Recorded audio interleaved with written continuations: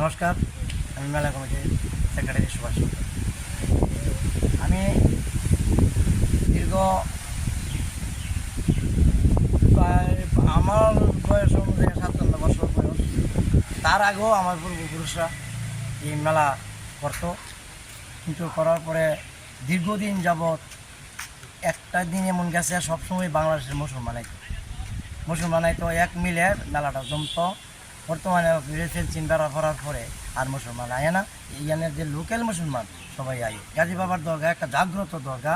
এই দরগায় বহুত ইতিহাস আছে, কিন্তু সব পুণ্যার্থী আয়ে যে মানতিক করে সবাই তার ফল পায়। কিন্তু প্রত্যেক বছরই আমরা মেলার সময় দেখি বিভিন্ন ফসল আদি কোনো জিনিস করলে গাজী বাবার দরকার দিব, প্রথম বিক্রির টাকাটা গাজীর দরকার না নিতে পারে।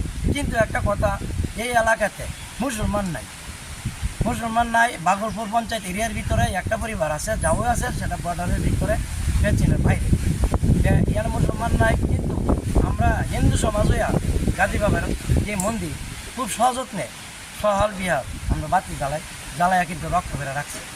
এই মন্দির দিনের দিন উন্নত করছি, নিজে আমরা পাকা করছি, করছি, সব আমরা মেলা করি। মেলার মাধ্যমে উন্নত পয়সাটা দিয়া দরকার উপরে আমরা খরচ করি। কতদিন ব্যাপী মেলাটা প্রায় 60 বছর। আমার বয়স হলো 57, কিন্তু আমার বাবা তারা করতো ওই সময়। যে তারপরে থেকে আমরা যতদিন চলছে এই মেলাটা এইভাবেই চলে আসছে। কতদিন ব্যাপী হইবে মেলাটা? এই মেলাটা হয়েছে 3 দিন ব্যাপী। মেলাটা হয় 14 বৈশাখ, 15, 16, 3 দিন ব্যাপী এই মেলাটা হয়। আমি প্রত্যেক পুণ্যার্থীদের উদ্দেশ্য আহ্বান রাখবো যে এই দরগার মেলা সবাই দেখবার জন্য, আসার জন্য এই আহ্বানটুকু আমি রাখছি।